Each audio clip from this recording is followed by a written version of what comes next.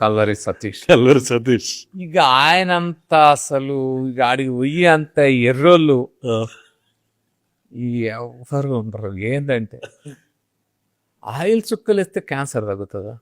Oil చుక్కలేసి Calvary oil, Calvary oil పేరుతో oil అమ్ముతాడు ఆయన. ఈ ఆయిల్ వేసుకుంటే నీకు ఏ రోగమైనా తగ్గిపోతుంది. తగ్గుతుందా? నేను చాలాసార్లు ఇంకొక ఆయన ఈయనకి తోడు అక్కడ ఒక ఆయన ఉంటాడు ప్రవీణ్, కల్లూరి ప్రవీణ్, బెల్లంపల్లి.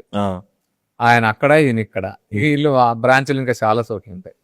ఆయన ఏమంటాడు, ఆయన వాళ్ళ ఆవిడ ఏమంటారు అంటే సచిన శవం నోట్లు అంట, డెడ్ బాడీ నోట్లు ఆయిల్ సుక్కలు వేస్తే సజీవంగా వస్తుందంట, బతికొస్తుంది.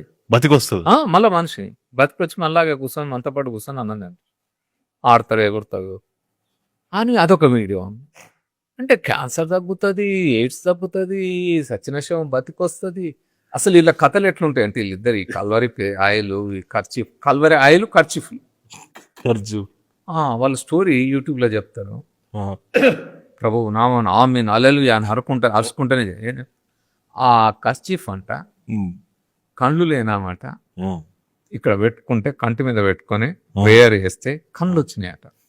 నేనన్నా అరే కళ్ళు వచ్చినాయిరా భయ్, బాగానే ఉంది, మరి నీకు అద్దాలు ఎందుకున్నాయి, నీకు స్పెక్స్ ఎందుకున్నాయి? ఈ స్పెక్స్ నీకు నువ్వు ఖర్చు పెట్టుకోరా, స్పెక్స్ ఎందుకు పెట్టుకుంటున్నావు? అంటే ఎంత అసలు నమ్మేటోళ్ళు, నేను చెప్పేటోడు గురించి కాదు నా బాధ అంతా, ఈ నమ్మేటోళ్ళు ఇంత ఎర్రోళ్ళు ఏందని అసలు ఎట్లా నమ్ముతారబ్బా. నేను అలా సూటిగా అడిగిన, మీరు గనక చెప్పినట్టు క్యాన్సర్ తగ్గుతుంది అంటే ఎంఎన్జే హాస్పిటల్ ఉంది నీలోఫర్ పక్కన నాంపల్లి, అడిగి తీసుకెళ్తాం మీ అందరిని.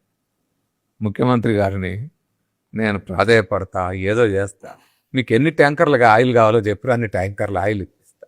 ఆ క్యాన్సర్ పేషెంట్లు అందరికీ తగ్గితే అసలు ఎంఎన్జే హాస్పిటల్ మూసేస్తాంగా, అవసరం ఏముందని? అవసరం ఉందా? బసవ తారక ఎంఎన్జే మూసేస్తే, ఎంఎన్జే హాస్పిటల్ మూసేసిరు అనుకోండి, గవర్నమెంట్ డబ్బులు మిగులుతాయి కదా, Calvary oncology centre note start చేస్తా అయిపోతుంది కదా.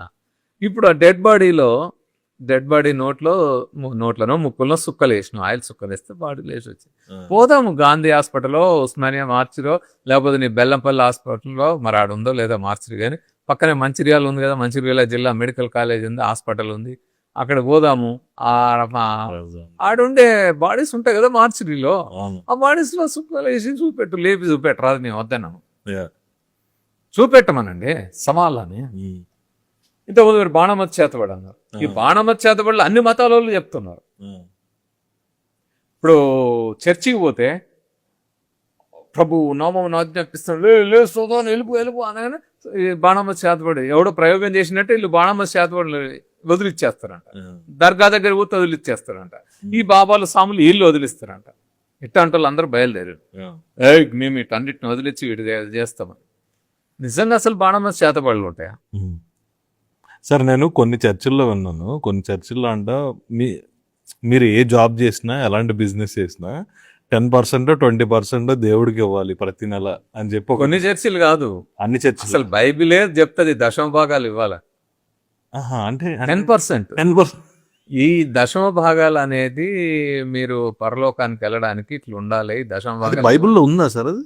అక్కడి నుంచి ఈ దశమ భాగాలను వాడుకొని వీళ్ళు ఏం చేస్తారు, మా చర్చికి ఇవ్వండి, ఇయ్యలేదనుకో ఇక వాళ్ళని ఎంత అంటే అసలు యూట్యూబ్లో వీడియోలు చూడండి దశమ భాగాల మీద, అసలు ఇక వీళ్ళని బ్లాక్మెయిల్ చేసి రేపు పొద్దున్న నేను సచ్చి నరకానికి వెళ్తా అన్నట్టు తయారు చేస్తాను. మంటల్లో ఏదో అంతిమ దినాల్లో ఏదో మంటలు వేసి సంపు తగలబెడతాడు అంటారు కదా, చనిపోయిన తర్వాత నేను ఇంకా తగలబెట్టేదేందో అప్పటిదాకా నువ్వు మిగిలేదేందో సంగతి తర్వాత. కానీ సో ఈ దశమ భాగాలు ఇవ్వకపోతే ఇక నువ్వు నీ బ్యాంక్ అక్కడ అకౌంట్ క్లోజ్ చేసినావు. వీళ్ళు ఏం చెప్తారు తెలుసా, అసలు ఎంత తెలివిగా జనాన్ని మోసం చేస్తారంటే, అక్కడ పరలోకమందు నీ అకౌంట్ ఉంది, నీ అకౌంట్లో 10% నువ్వు రోజు జమ చేయాలి డిపాజిట్, లేకపోతే ఆడ ఖాళీ ఉంటుంది, ఆడ ఖాళీ ఉంటాడు పోయినాక ప్రభువు నీ సంగతి చూసుకుంటాడు. ఇట్లా భయపెట్టి ఈ దశమ భాగాలు దోసుకుంటారు. వీటన్నిటికీ అసలు ట్యాక్స్ లెక్కపత్రం ఉండదు. అసలు ఏ ఆధ్యాత్మిక మాఫియా, నేను వీటన్నిటిని మాఫియా సామ్రాజ్యాలు, ఆధ్యాత్మిక మాఫియా సామ్రాజ్యాలు ఏటికి ఈ లెక్కలు ఏమి ఉండవు. ఇన్కమ్ ట్యాక్స్లు ఉండవు, ఈడీలు ఉండవు, సిబిఐలు ఉండవు, ఏముండవు. అసలు మీకు తెలుసో లేదు, ఈ దేశంలో బ్లాక్ మనీ ఎక్కడుంది అంటే స్విట్జర్లాండ్, స్విస్ బ్యాంక్ కాదండి. బ్లాక్ మనీ ఎక్కడ ఎక్కువ ఉంటుంది అంటే ఈ ఆధ్యాత్మిక మాఫియా సామ్రాజ్యాల్లో.